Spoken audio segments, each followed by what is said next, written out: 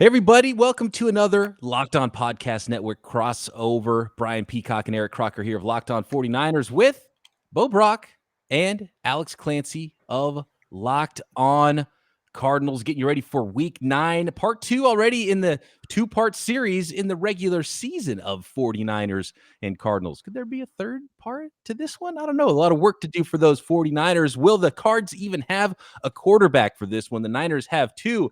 We know that storyline all too well. I'm pumped to break this down with the boys one more time, getting ready for week 9. At BD Peacock on Twitter, at Eric_Crocker. We've got Alex Clancy NFL. Did I get yours right, Alex? No, Clancy's Corner. Clancy's Corner. That's It's only been 4 years, Peacock. And I do know years. I do know it's at Bob Rack on Twitter for Mr. Bo Brack. You guys are all rocking the lids. Maybe I should go find mine over here somewhere. But yeah, I'm pumped for this week. We got to start with the biggest news of this entire game, which is Kyler Murray. And to be honest with you, I don't even know who the backup quarterback is. Is it Colt McCoy? Is that who would be running the show if Kyler Murray isn't able to go this week? I mean, this isn't the 49ers backfield where you have to get people from, the AFL or whatever to get when 3-year guys get hurt the first 2 weeks. It is Colt McCoy, the one and only, the formerly known as the most efficient college quarterback of all time many moons ago. All joking aside, he is a huge upgrade from what the Cardinals have had over the last 2 years with Kyler Murray being under center and in shotgun on game day. As far as we know, he gets better every day. Kyler does. His injury gets better. The last 5 days have been huge for him. The fact that they've had an elongated time off between games has helped. There's no sign that he's not going to play on Sunday. At this point, we just don't know at what percent he's going to be at health-wise. So Bo and I have talked a lot about, if he's at 65%, is it time to just roll out Colt McCoy, who moved the ball very well during preseason? He's a well-respected backup, and that's kind of the thing we've been struggling with. But if Kyler's 75%, just roll with him. We just don't know what it's going to be yet. What did it look like at the end of the game, right? Because I know he started kind of hobble around. Was there a certain point where you guys noticed that, he might not be 100% as he's ending this game, and then obviously how that would affect him going into the next game? Yeah, Croc is right. It was at the very end of this game. It was right before the play with AJ Green where he doesn't turn around and Rasul Douglas picks off Kyler Murray in the end zone and ending that amazing comeback attempt. It was just a couple plays before that. Kyler Murray was rushing he picked up the first down. It was a 1-yard gain, and he just fell awkwardly, and a Green Bay Packers defender kind of fell on him. And he looked like, hey, did he tweak his knee? What happened? He didn't look right away. And then he threw a pick and the confusion. And then next thing you know, Kyler Murray's gimping off the field with trainers surrounding him. And then Jay Glazer comes out with a report on Sunday that, hey, this could be a 1 to 3 week thing. And then practice on Wednesday. He missed practice, but he spoke to the media and said, hey, he feels good. He's getting better and better. It's been 5 days since on the mini bye. It's going to be 10 days all said and done on Sunday. 24 years old. He's as athletic as they come. And, it's pointing to Kyler Murray being in the starting lineup for the Arizona Cardinals. Yeah, and let's jump to your quarterback situation here first before we go too in depth. You've got a boatload. Trey Lance, where is he in his – so say Trey Lance, hypothetically speaking, is 100% ready to go on Sunday. It seems like from following both of you on Twitter, great follows if you're 49ers fans, if you want to get an NFC West perspective from an opponent, that Jimmy's the guy until he's injured. If he gets injured, obviously you don't wish any of that happening. But unless Jimmy Garoppolo gets injured, Kyle Shanahan is riding with the Greek god and not the rookie. Is that true? Yeah, it sounds like Kyle Shanahan, his plan all along was to play Jimmy Garoppolo throughout this season. He's been telling us that, but everybody just thought he was lying. Turns out, I think he's actually telling the truth. He wants to roll with Jimmy Garoppolo and then let the Trey Lance thing happen a little bit more organically. Now, obviously, in the last game when the 49ers met up with Arizona, that was Trey Lance's first real action and first real kind of time-taking first team snaps or anything like that. So, it was up and down, but I think Kyle was encouraged by things he saw. It almost sounded like he was alluding to the fact that if Trey Lance didn't kind of get banged up with his knee, he potentially would have started coming out of the bye. But they're rolling with Jimmy Garoppolo, and yeah, he's definitely their guy. Coming off of a game where he played well. Yeah, he played well. He balled out. He was a football player last week, and I think he bought himself some time. I think he bought Kyle Shanahan some time as well. And I think if you put some truth serum in Kyle Shanahan throughout this whole process, you might find that he's saying one thing publicly, but privately hopes something different is going to happen. But I think it's the smart way to do it. We've seen it with every team every time, and you always know it's BS. They're like, oh, we're going to start the veteran all year long because they don't want to put pressure on the young quarterback, and they don't want to be wrong about that. You don't want to put him out there too soon, and that's what Kyle Shanahan's been talking about. Is like he's not going to play him just to play him. And he talked about how you don't start doing that until you're mathematically eliminated from the playoffs. So if that happens to the 49ers, for sure it'll be Trey Lance's show. But at this point, they feel like, Kyle Shanahan's the type of coach. He's a smart guy. He wants his entire playbook to be able to throw at a team. He doesn't want to have to pare things down like he would have to for a rookie quarterback, any rookie quarterback. That's not just on Trey Lance. So I'm not surprised that it's gone this direction. And then sort of it becomes chicken or the egg argument, because then the backup quarterback doesn't get enough reps to get good enough to become the starting quarterback. So with Jimmy out, it kind of gave Trey Lance that opportunity. If Lance would have stayed healthy with how bad Jimmy played the week before, maybe we would have seen it. But I still think it's a week-to-week progression here with Jimmy Garoppolo, because as soon as a bad game comes, if he throws some picks, if they lose some games, then you're going to see that whole tidal wave again of media and fans calling for the rookie. But for right now, Kyle Shanahan and Jimmy Garoppolo definitely bought themselves some time with winning in Chicago. Before we kind of get into the back and forth and we really break down this contest coming up on Sunday in week 9, let's do a health check, because this point in the season, every team is hurting.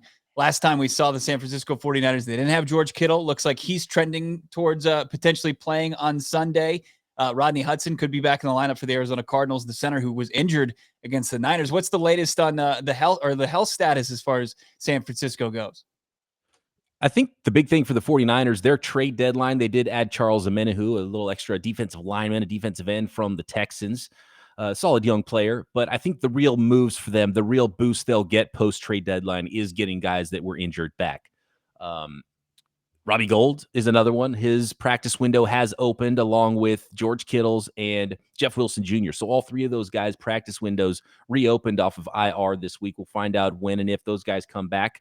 I don't think it'll be this week for those guys, but it could be. It's one of those things where you hear about the window opening and then all of a sudden, oh, George Kittle's active. And George Kittle's a hard guy to keep away from the field. So if his practice window open, his game window is probably going to open pretty soon. So I wouldn't put it past him to be there this week. But right now, we don't know anything more than their practice windows have opened. But the injury list is pretty long for the 49ers. We've been down this road. Both quarterbacks have been nicked up. I think they're both healthy enough to play. There was an injury for some other really important players. Both safeties are probably going to be out in this one. Trent Williams has been dealing with ankle and elbow injuries. They were without D Ford and Azeez Al-Shaair, who've been starters on defense last week, along with their first-round pick from last year, Javon Kinlaw, who's on IR. So they do have a lot of dinged-up players and a lot of pretty good dinged-up players. But once you get George Kittle back, then as long as there's nothing else big happens, I think they're going to be in really good shape in the next few weeks to be as close to full health as they need to be to go win some games against some really good opponents like the Cardinals and Rams. I think they're fine. I think, as far as how players feel at this point, midway through the year, having dings and things like that, they're fine. I think the biggest thing is they'll probably be missing Jaquiski Tartt, well, definitely Tartt, and then also Jimmy Ward. That's the big one. But aside from that, they're fairly healthy all the way around. And that's to go along with the multiple injuries they've had at corner. Verrett's out for the year.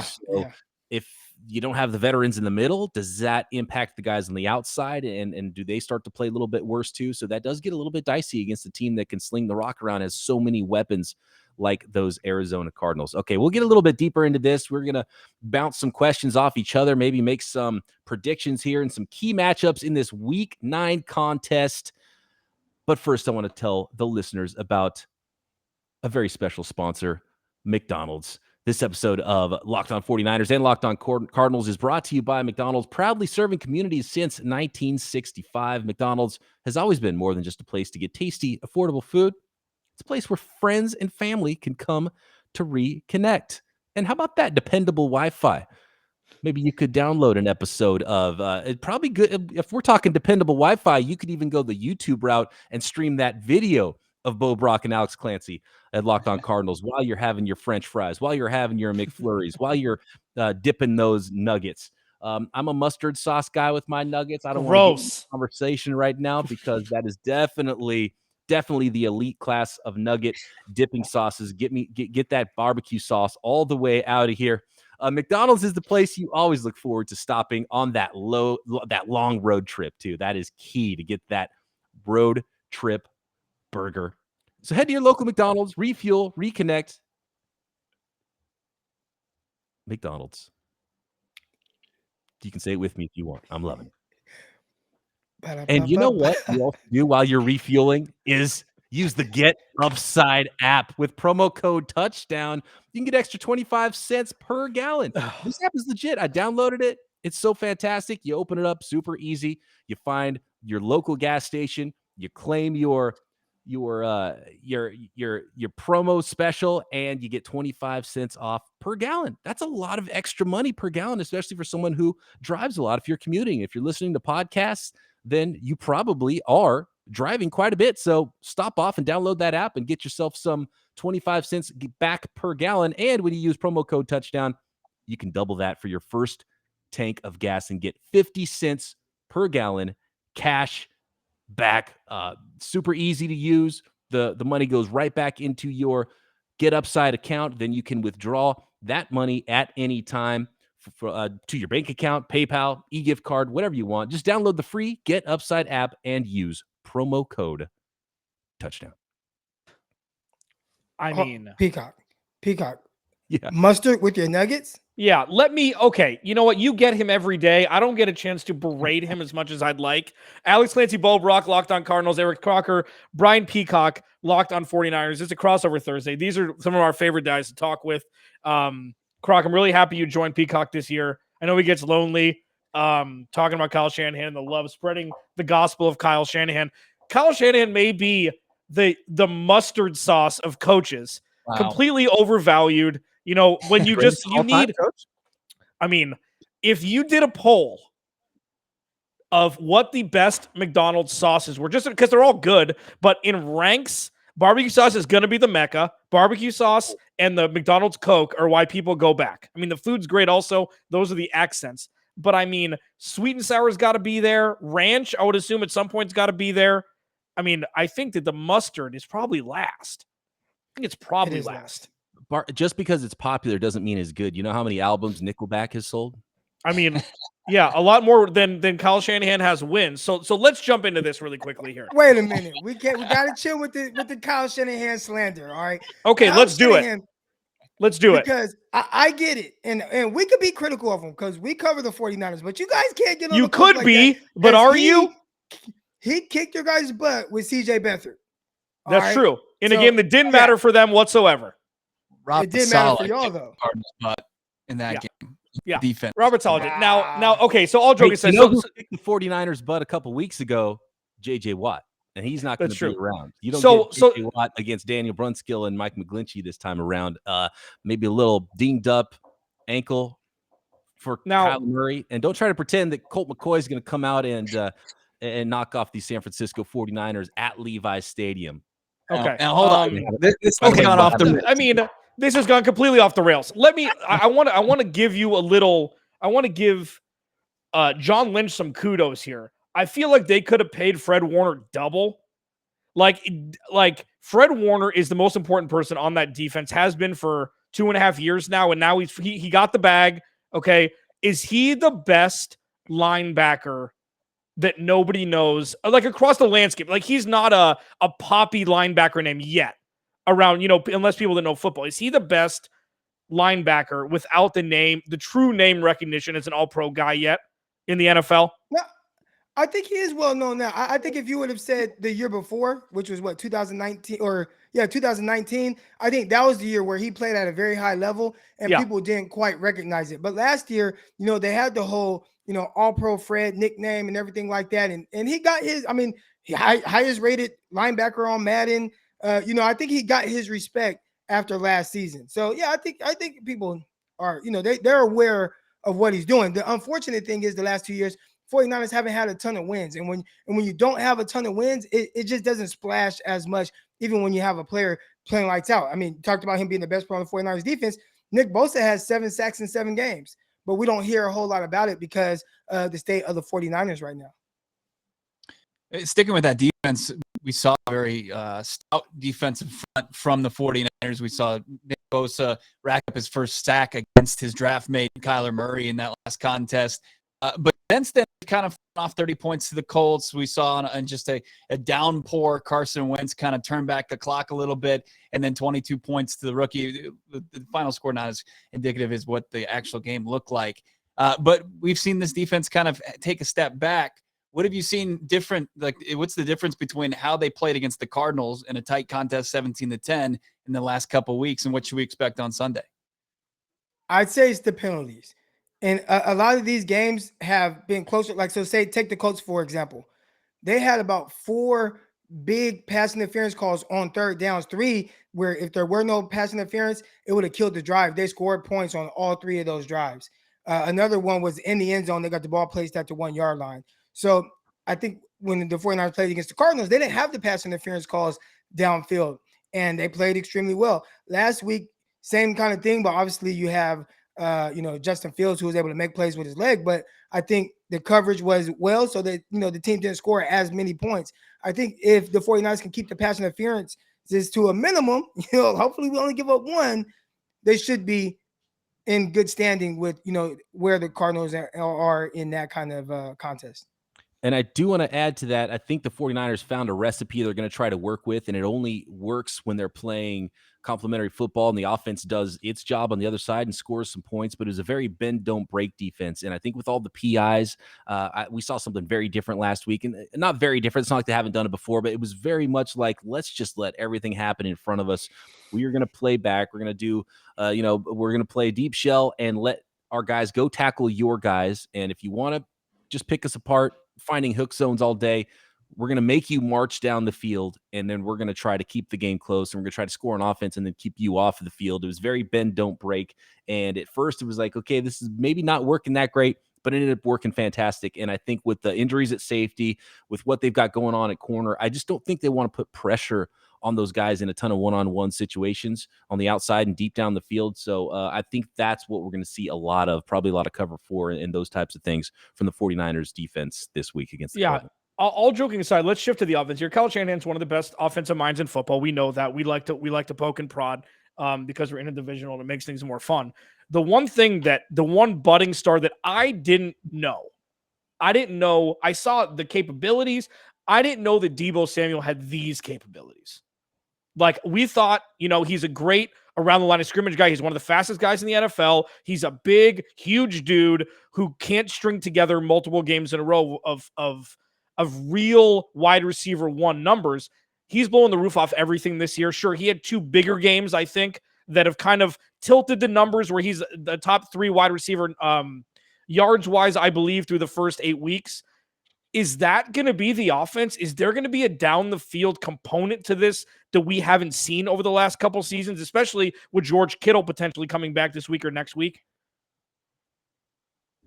Croc and I have been talking about how Deebo was a dude and that everyone was talking about Brandon Ayuk in the offseason. Now, we didn't predict it to go exactly like this. I'd kind of been worried that Deebo's downfall wasn't going to be talent. I think he's a perfect fit for Kyle Shanahan's offense, but it was going to be the injuries that were going to keep him off the field, not allow him to be the guy I thought he could be in this offense. Seeing him healthy, seeing him break off big runs, he's a legit receiver down the field too, going up and getting the football. I like that aspect of his game that a lot of people don't really talk about. But we were telling people on the podcast in the offseason, like cool down. It's not like going to be Ayuk's this great number 1, Deebo's completely back seat to him. It's going to be at least a 1A, 1B situation with Deebo because he's really good. And I think his usage last year had more to do with his injuries, more to do with the quarterback injuries, because he was really more of a gadget player, almost like the usage of a Rondale Moore last year for the 49ers. So this year, seeing him truly treated as a number 1 wide receiver and putting the numbers up to back it up is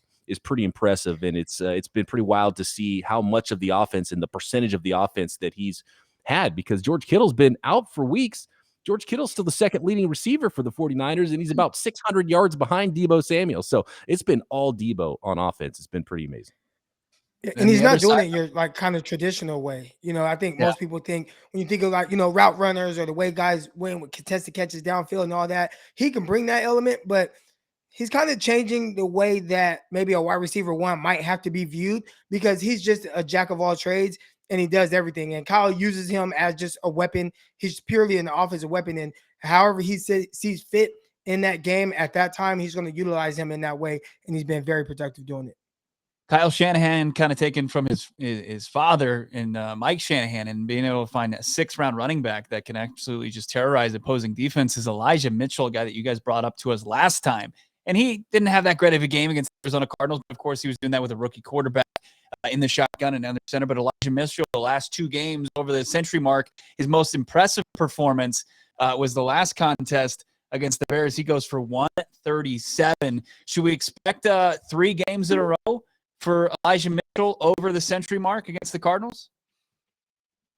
Yeah, I think so. I think he can absolutely do it. I think that's what Kyle Shanahan wants to do. He wants to get the chains moving. He wants to have a good running game. Things are going well with the offensive line. Blocking for Elijah Mitchell, I think he's a good fit. He hits the holes quickly, hits the holes hard, has a little bit of speed to make some big runs as well. So that is definitely the goal for Kyle Shanahan every week. So I would be surprised if he doesn't try to do that. Are the Cardinals up for the challenge to stop that? That's what that's all about. And look, Bobby Turner is the running backs coach, and Elijah Mitchell was his guy. And Bobby Turner has been a Shanahan running backs coach all the way back to Denver with Kyle's dad. So there is some continuity there with how they identify running backs. And I think Bobby Turner is a big part of it. And it's funny because Bobby Turner's guy, that 6th-round pick, is the one that's getting all the carries in the 49ers backfield, and the one that maybe the scouting staff liked more. Well, definitely the scouting staff liked more. I don't know if Kyle Shanahan did or not, but they traded up to get Sermon, and he is a complete afterthought. Like he's burning a hole in the bench right now with the 6th-round pick who's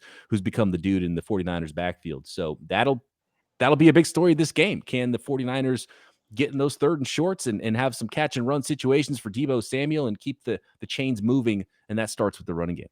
Alex Clancy, and Bo when you Brack, look at locked on. Elijah Mitchell, go ahead. Go ahead.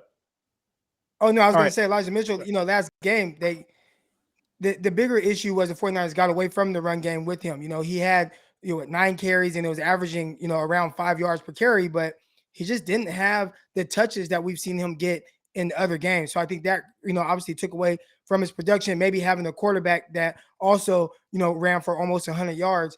I think he'll be more of a focal point in the run game without Trey Lance being back there with him.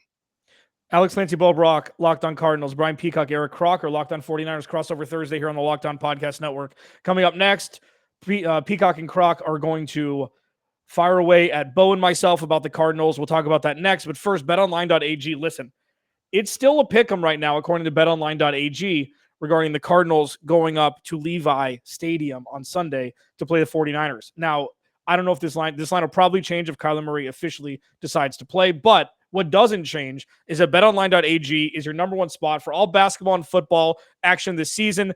Go to the new updated desktop or mobile website right now. Like, they've completely changed the interface. Everything's a lot more streamlined. Sign up today, receive your 50% welcome bonus on your first deposit using promo code Locked On. Go to the website or use your mobile device. Sign up today, receive your 50% welcome bonus on your first deposit using promo code Locked On. Basketball, football, NHL, boxing, UFC, everything, Vegas casino games, whatever. Don't wait to take advantage of all the amazing offers available for the 2021 season. BetOnline is the fastest and easiest way to bet on all your favorite sports. BetOnline, where the game starts. All right, guys. Cardinals, 49ers. I want to talk a little bit about the guys who aren't there or might not be there a little bit more. We've talked a lot about the quarterback and Kyler Murray. If he doesn't play, and then J.J. Watt, who just dominated the 49ers in that last contest, isn't there. Like, when I looked at that line and I saw the line of even a pick'em game for the 49ers against the Cardinals for a 7-1 team against a 3-4 team, with that 7-1 team already beating the 49ers once, I thought there's something wrong with this line. And I thought about it. It's like, wait a second. The 2 biggest parts of the 49ers losing that game might not be there for the Cardinals. Is it that big of a change where you would say, oh, give me the Cardinals by 7 points, and if they're not out, oh, this is even now, or maybe even this thing should swing the 49ers way since they're at home at Levi Stadium this week? I mean, what we've seen, let me focus on the J.J. Watt thing first. Chandler Jones went out after week 5 of last year, and the Cardinals defense got better. Their blitz packages got better. Their defense, their pass rush got better. Vance Joseph has been a wizard. So I think that's a little bit less of a task to overcome, even though J.J. Watt has been great in the run defense, which is something obviously that the 49ers focal point is when their running backs are healthy, when the defense allows it. With Kyler Murray, I trust Colt McCoy to keep the Cardinals in it. And I think that's all you can ask for from a backup quarterback. And if Kyler doesn't play, I think the pick'em is about right, because I think even with AJ Green out, I think the position players offensively for the Cardinals are better than the 49ers. You give Jimmy G a little bit of a leg up over Colt McCoy, but I think Colt McCoy and his ability to run this offense won't have the Cardinals too far behind the 8 ball if Kyler Murray doesn't play. Isaiah Simmons got knocked a little silly, but made the play of the game when he stuffed the young rookie quarterback who learned about, by the way, QBU, North Dakota State. They don't go up against guys that are built like Isaiah Simmons at linebacker. So I think that was a big learning experience for Trey Lance. Like, oh, guys are a lot bigger, a lot faster. That window's going to close. I can't just put my head down and run over this linebacker because he's as big and as fast as I am. He's not, a 210-pound dude who's going to be selling insurance in a couple of years. So I want to talk about those young linebackers, Isaiah Simmons, Zaven Collins. They're freaks of nature, really. And so how has that looked for them? How has that development looked on defense? And how is this whole defense coming together there behind the big beasts you had up front with Chandler Jones and J.J. Watt, who get all of the headlines on that defense?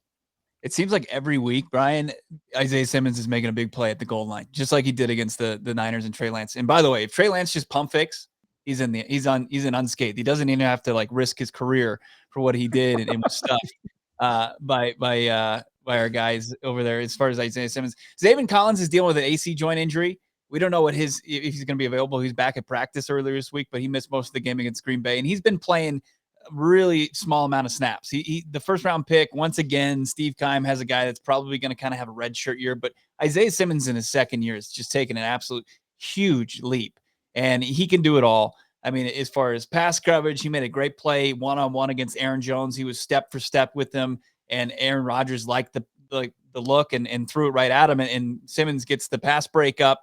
Got a couple. He's kind of very Fred Warner-ish. But you don't want to just kind of keep him in that linebacker position because he can play all over the place. We've seen him match up with wide receivers against Adam Thielen and the Vikings. So he is that Swiss Army knife that we saw at Clemson, and he's really just kind of finding his way at the NFL level and is making big plays for this Arizona Cardinals team. So he matches up well. I mean, if it is Kittle time, I would love to see that matchup. I'd love to see that matchup, and it's not the same Isaiah Simmons guys that look back in his first game as an Arizona Cardinal as an NFL player, and Raheem Mostert was going 71 yards to the house because Simmons was in a busted coverage, but he just leaps and bounds from where that day, and I just love to watch him play each and every down for the Arizona Cardinals. He's been a beast. Yeah. So you guys touched on AJ Green being out of this game. It looks like it's to COVID. What's going on with DeAndre Hopkins? I know he had the hamstring thing last game. He kept checking himself back into the game. Is he going to be a full go against the 49ers come Sunday? One of my favorite things to tweet out and to say in our podcast is death taxes and DeAndre Hopkins plays on game day. He hasn't, we knew when the Cardinals traded for him, he doesn't practice a whole lot. That kind of comes with the package. He's been in a wide receiver one for the last 4 or 5 years. He doesn't practice a whole lot. Sure, you get the veteran day off now, but this is the most hobbled we've seen him. And right when he came back on the field, mind you, he caught a 15-yard in for a first down. So it's not like if the Cardinals need to use him a little bit more sparingly to keep him for the longevity of the season, maybe use him more inside the 20s, inside the red zone than between the 20s, and let the young bucks do that.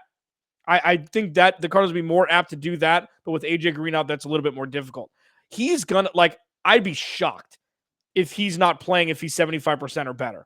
And I think he will be. This long break with all the injuries that happened, and I hope you guys signed my petition that the home team for a Thursday night game should not be the home team the week before, to let the ground and the field actually get healthy before the next game's being played, I would love your signatures on that petition. I'd like that after the podcast.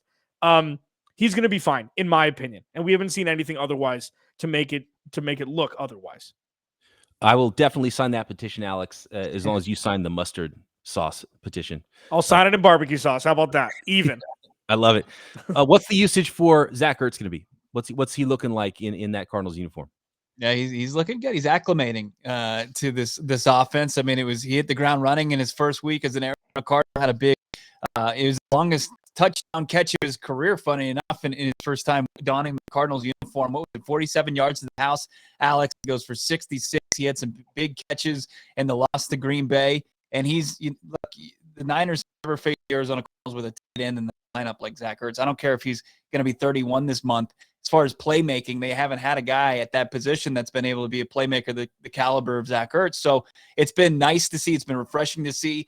If DeAndre Hopkins with the hamstring can't go, AJ Green's already pretty much ruled out. You still have to deal with Zach Ertz, and he's going to be in the middle of the field, and he's a big weapon for Kyler Murray. And then you got Rondale Moore and Christian Kirk, who look like they're going to be fine to go. No problems there. So still a pretty big embarrassment of riches. DeAndre Hopkins is the biggest one that you want to kind of follow along with, but Zach Ertz is fitting right in. It's more quality over quantity than his days in Philadelphia, where he was just kind of a target monster. He's just getting opportunities in their open fields, and he's making big plays for this team already. There you have it. Colt McCoy to Zach Ertz, 49ers by 10 Sunday. It's been a pleasure, gentlemen. Always fun chatting ball with you. Excited to watch what goes on in week 9 here with these two football teams. There are a couple of fun football teams to follow and a couple of fun podcasts to listen to. Yeah, here. and one last matchup that I always love is the Budda Baker versus George Kittle. Not last year, where George Kittle was hobbled after a Budda Baker tackle, but the first time on Thursday Night Football when Budda Baker was jumping all over George Kittle. That was kind of like the coming out party of Budda Baker as a big hitter, was when he took George Kittle down on one hit. That's something that I remember near and dear. I'm very excited. I hope George Kittle plays. He's one of the best players. Are you talking about the game when Kittle like threw him by and then Budda Baker came back and Kittle threw him again and dove into the end zone? That's not the game I'm talking about. I don't know, Crocker. I don't know what games you're watching. Peacock, you might need to get your dude here in check. Alex Clancy, Bo Brack, Locked on Cardinals. Eric Crocker, Brian Peacock, Locked on 49ers. Thank you. This has been so much fun. Be sure, after making Locked on Crossover Thursdays your first listen, to check out Peacock and Williamson. The aforementioned Brian Peacock from Locked on 49ers and Matt Williamson has been a scout. He was a scout for 10 years. He's been around the NFL game for decades. They do a daily podcast, national stories. It's been a busy week for them. It's been a busy day for them. And I'm sure they're going to hit even more on Friday to just kind of put a button on the craziness that's been going on. Alex Clancy, Bo Brack, Locked on Cardinals. Brian Peacock, Eric Crocker, Locked on 49ers. Thank you to everybody who listens. We will talk to you both on our respective podcasts tomorrow.